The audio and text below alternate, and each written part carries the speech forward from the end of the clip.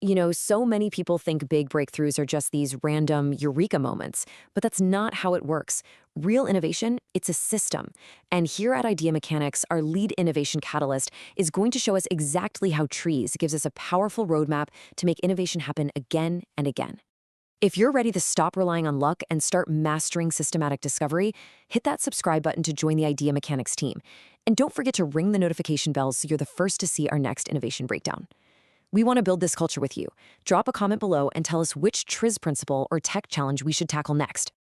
Oh man, we've all been there, right? That horrible feeling in your gut when a critical system just dies, right when you need it most. And you think, ugh, another random bud. But what if? What if the problem isn't the code itself? What if it's the world that code is living in? All right, so our navigator has pinpointed this huge issue. He calls it the volatile reaction trap. And it's more than just a simple mistake. It's a whole mindset that basically builds failure into our systems from day one. Just look at this. It sums it up perfectly.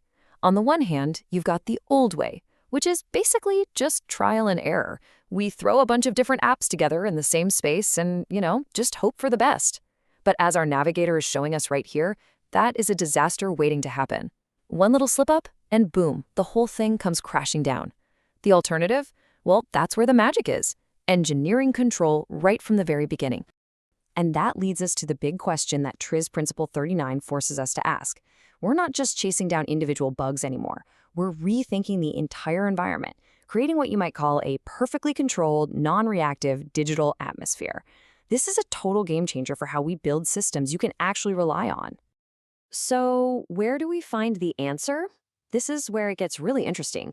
Our navigator is actually pointing us away from the world of code for a minute. The solution? Well, it comes from the physical world, from chemistry of all places. Okay, the core idea here is something called an inert atmosphere. Just think of it as a totally neutral, safe space where nothing unexpected can react. In the real world, factories use this to stop metal from rusting or to keep sensitive materials from getting contaminated. It's all about control. And our navigator has the perfect real-world example for us: welding. Think about it. When you're welding, you've got this super hot molten metal. If it touches the oxygen in the air, it reacts and you get a weak, crummy weld. So what do welders do? They blast it with a shield of inert gas, something like argon.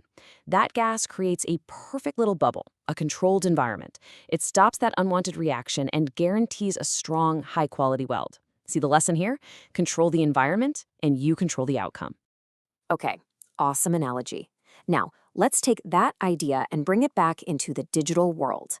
Our navigator's first case study is what he calls the digital vacuum. We're literally going to apply that same protective gas shield concept, but to our code.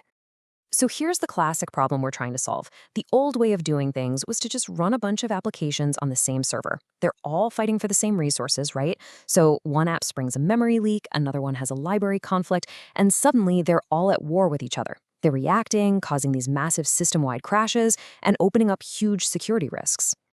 The solution then is to create that exact same argon gas shield we talked about before our software. And we actually have the tech to do it. Things like virtual machines, or VMs, and containers. They literally wrap each app in its own little digital bubble. Everything it needs, its resources, its libraries are all sealed inside. As our navigator is showing us, a VM is like creating a whole separate computer, while a container is a bit lighter and just isolates the app itself. But the result is the same. They can't mess with each other, even if they're on the same physical machine. No more unwanted reactions. And the payoff here is just huge. I mean, it's a massive win. Your system stability just skyrockets. Security gets a major boost, because if one container gets compromised, the problem can't spread. This whole idea of isolation is so foundational, it's pretty much how all modern software is built today. All right, let's take this a step further with another example. Our navigator calls this one the quarantine zone. And this tackles another really stressful, high-stakes problem. What do you do with new, unproven code? Because just pushing new code straight into your live application, wow, that is a huge gamble. It's like a surgeon operating without washing their hands first. If there's one tiny hidden bug, it's immediately out there, interacting with your real users, your real data, and causing failures that are very public and very, very painful. So the solution is to create another one of these inert atmospheres, a safe place for testing. Before any new code gets anywhere near your live system, you deploy it to what's called a staging environment. Think of it as a perfect clone of your live system, but it's totally isolated. As the navigator is illustrating, it's the perfect quarantine zone where you can test everything like crazy without any risk to your actual users. And the big win here? It's all about confidence. You can finally make deployments that are safe and reliable. Bugs get found and squashed long before they have a chance to affect a real person.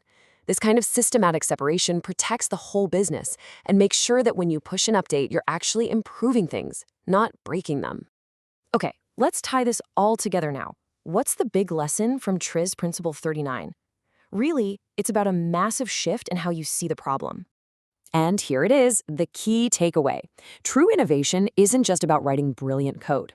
It's about engineering a safe, predictable environment for that code to live in. The context is just as important as the creation itself. You can have the most amazing code, but if you drop it into chaos, it's going to fail. Real innovation, the kind that lasts, means you have to build the right environment first. So what's the action item here? It's simple, really. Stop letting your digital processes cross-contaminate each other. Whether you're juggling multiple apps or pushing a new feature, you've got to build those digital walls. Create those safe, non-reactive zones. That's how you guarantee stability. And that leaves us with one final thought to chew on. This idea, it's so much bigger than just software, isn't it? Think about it. Your projects, your team meetings, even the way you brainstorm ideas. Where else in your work could you build an inert atmosphere to stop those unwanted reactions and protect what really matters? Something to think about.